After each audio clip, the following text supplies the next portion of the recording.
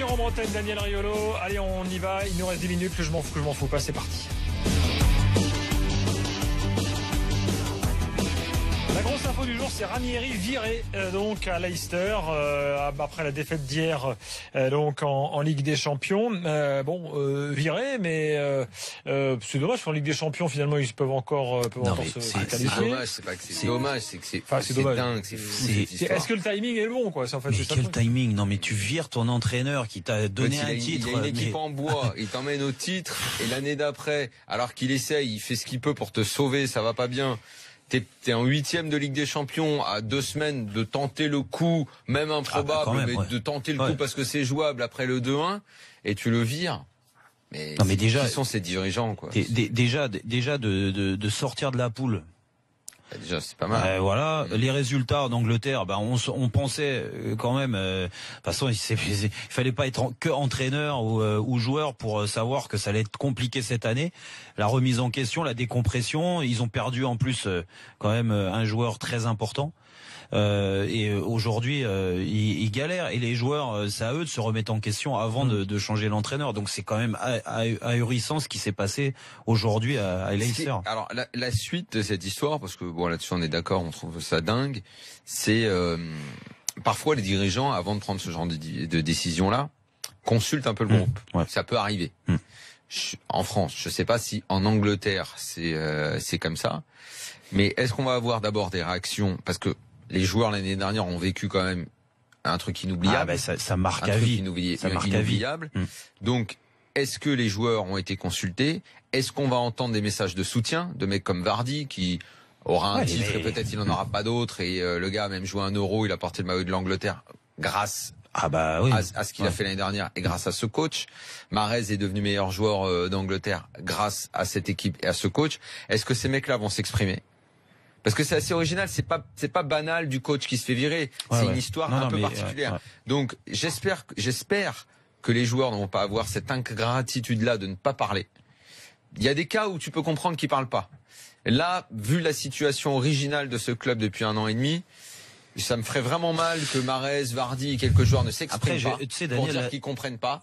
Et pire, évidemment, deuxième hypothèse, c'est que les dirigeants aient consulté et que certains joueurs aient dit ça passe plus. Apparemment, auquel cas, apparemment, c'est très bizarre. Moi, je pense qu'ils n'ont pas été consultés, du moins. Ou alors après, c'est comme quand tu prends des décisions, tu consultes ceux que tu as envie, quoi. Oui. Voilà, c'est toujours pareil. Moi, je l'ai vécu à Paris à une certaine époque. Quand tu vires un entraîneur, tu vas toujours voir les leaders.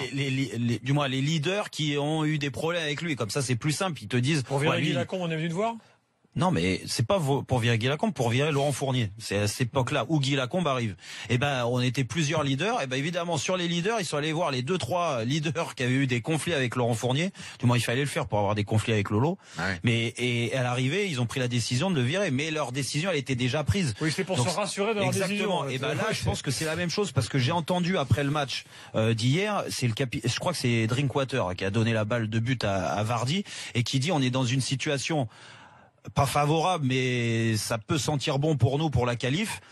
Et en championnat, on va se relever. En tout cas, c'est important pour nous, pour le coach, parce que il a été là l'année dernière et il fait ce qu'il peut. Voilà, j'ai entendu ça hier. Lineker a réagi là ce soir. Il a dit qu'il était écœuré. C'est écœurant. C'est sur rmcsport.fr si vous voulez voir ça. Et puis il y a un sondage aussi si vous voulez participer pour juger ce. Mais bon, à l'arrivée, tant mieux pour. Il va rebondir. De toute façon, c'est. Allez, d'autres infos les gars. Le temps passe. C'est un entraîneur. Balotelli ce soir, commission de discipline. Il a pris un match ferme et un match avec sursis, donc il sera suspendu un match suite à son rouge de l'autre soir. Je voulais également vous signaler que Wayne Rooney annonce qu'il reste à Manchester. Il y a des grosses offres de Chine. Bon, il a déjà bien gagné sa vie a priori, Wayne Rooney. Il y avait 4 clubs chinois qu'il voulait. Donc non, il reste bien à Manchester. Il a précisé 7 hivers. Bon, donc peut-être pour la suite. Il partira l'année prochaine. Allez savoir.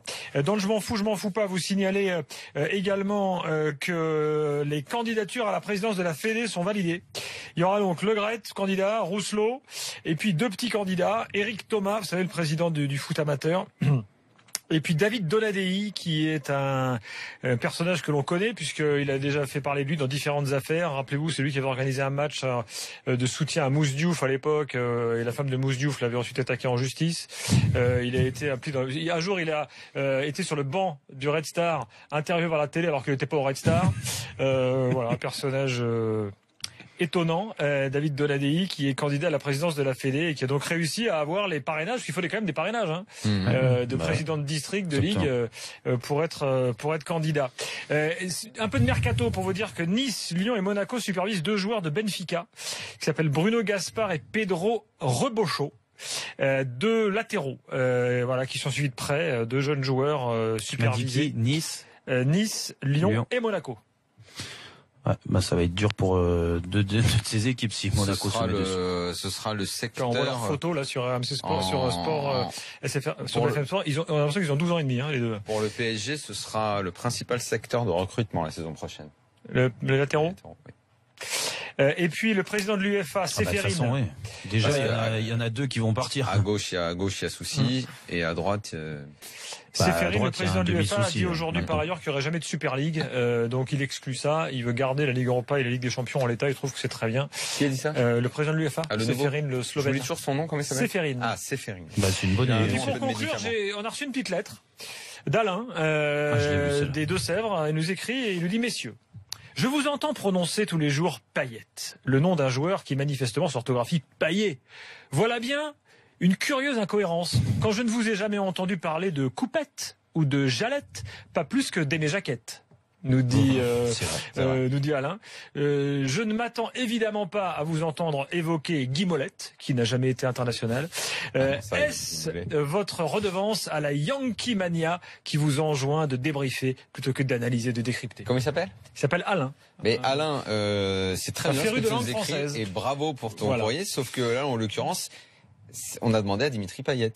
Et en fait, à la Réunion, oui, mais le problème, c'est que... Et c'est Dimitri Payet qui nous dit de dire comme ça. Ah, il y a débat à la Réunion, parce que l'acteur Payet... Manu Payet. Il est réunionnais. Oui. Ça s'écrit pareil, on dit Payet. Oui, mais lui, Dimitri, il dit ça. Payet, il dit ça. Donc, qu'est-ce qu'il va faire? On fait ce qu'il dit. C'est la même chose. On s'en fout. C'est la même chose avec Kinsley Coman. Kingsley, ouais, mais lui il s'en fout. Sa cousine qui a, mais lui il s'en fout. Sa cousine Miss France. Sa cousine qui a été Miss France. C'était quoi son prénom, elle? Bon, bref, Machine Comment. C'est toujours été comment. Et lui, si tu le dis, même, il vient d'où aux Antilles? Il est Guadeloupéen. On dit comment? Sauf que lui, visiblement, ça l'emmerdait un peu parce que ça a toujours été... On dit bien Rotten. Ça a toujours provoqué des blagues un peu à la con sur comment et tout, et donc il a préféré qu'on le dise un peu à l'américaine. C'est fini. Demain soir, l'after sera là dès la fin de Nice-Montpellier, bien sûr. Bonne nuit à tous. Salut Gilbert Brisebois. C'est ce que j'ai dit. Et Jérôme Rotan. À bientôt. Parce que moi, c'est autre chose que...